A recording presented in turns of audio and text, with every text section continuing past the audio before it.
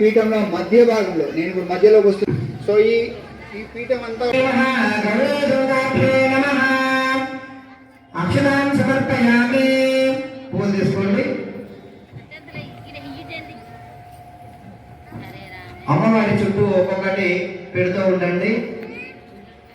ఓం గౌరీదేవి నమః, ఓం అంబికాదేవి నమః, ఓం దుర్గాదేవి నమః, ఓం కాత్యాదేవి. అమ్మవారికి ధ్యానం చేసి మూలకే వచ్చి పూజ చేస్తాను. మీకు ఈజీగా ఉంటుంది. మా సోదరుడు రామకృష్ణ కూడా మీకు సహాయం చేస్తుంటారు. మొట్టమొదటిగా మీ పీఠంలో మధ్య భాగంలో నేను ఇప్పుడు మధ్యలోకి వస్తున్నా. మధ్య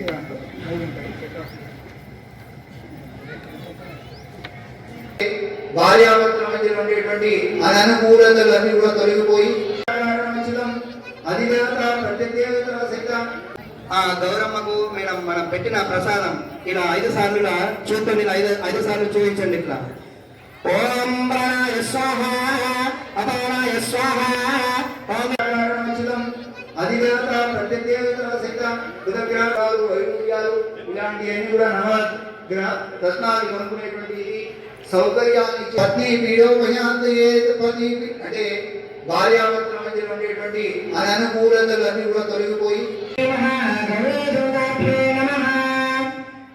అక్షరాన్ని సమర్పయామి. పూజ చేసుకోండి. అమ్మవారి చుట్టూ ఒక్కొక్కటి పెడుతూ ఉండండి. ఓం గౌరీ దేవతాభ్యో నమః. శ్రీగంధం సమర్పయామి. పసుపు కుంకుమ వేయండి. ఓం హిరణ్యవర్ణాం హరిణీం స్వర్ణార్ఘ్యస్రజాం చంద్రాం తీసుకొని కొంచెం తొక్క తీసి చక్కెర అద్ది గౌరమ్మ దగ్గర పెట్టండి. లేని వాళ్ళు కొంచెం చక్కెర కూడా వేయచ్చు. ఓం భూర్భువస్సువః తత్సవితుర్వరేణ్యం భర్గో దేవస్య ధీమహి ధియో యో నః ప్రచోదయాత్. అమ్మవారికి ధ్యానం చేయండి. నమస్కారం చేయండి అందరూ కూడా. ఓం గౌరీ నమపదే భవవసే సహస్రాక్ష. వాళ్ళకి మరి భూ క్రయ విక్రయాల్లో మంచి లాభం రావడం కోసం ఆ దక్షిణంలో అంగారకుడికి నమస్కారం చేసుకోండి. పూజ పూజ. నమస్కారాలు.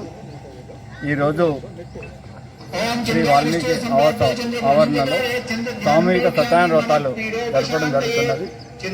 ఇది ప్రతి సంవత్సరం జరుపుకునే ఉత్సవం. మన యొక్క సామాజిక సమరసతను కాపాడుతూ మన యొక్క అందరి హృదయాలను ఏకం చేయడానికి కొరకు ఈ సత్యనారాయణ స్వామి వ్రతం జరుపుతాము. ప్రతి సంవత్సరం లాగే ఈసారి కూడా జరుపుకోవడం జరుగుతుంది. ఈరోజు చూడడం జరిగింది. ఇట్టి కార్యక్రమం ప్రతి సంవత్సరము ఉంటుంది. ఈ వాల్మీకి అవసరము మీ అందరికీ సుపరిచితమే అని నేను భావిస్తున్నాను. ఇక్కడ ఏదైతే పేద పిల్లలు చదువుకోలేని స్థితిలో ఉన్నవారిని తీసుకొచ్చి 2వ తరగతి నుంచి 10వ తరగతి వరకు చదివించడం జరుగుతుంది. ఆ తర్వాత కూడా వారికి ప్రోత్సాహం లభిస్తుంది. ఆ రకంగా మనం ఆవాసము 1991 నుంచి నడపబడుతున్నది. ఇప్పుడు ప్రస్తుతము 51 మంది పిల్లలు ఉన్నారు. వీరందరి పరిస్థితి మనం ఆవాసంతోనే చూడడం జరుగుతుంది. ఈ సంవత్సరము కొత్తగా మనం నిర్మాణం చేయబడ్డ బిల్డింగ్ ఆవాసం యొక్క బిల్డింగ్ నిర్మాణం చేయబడ్డ స్థలంలో జరుపుకోవడం శుభ సంతోషము. అందరికీ ధన్యవాదాలు.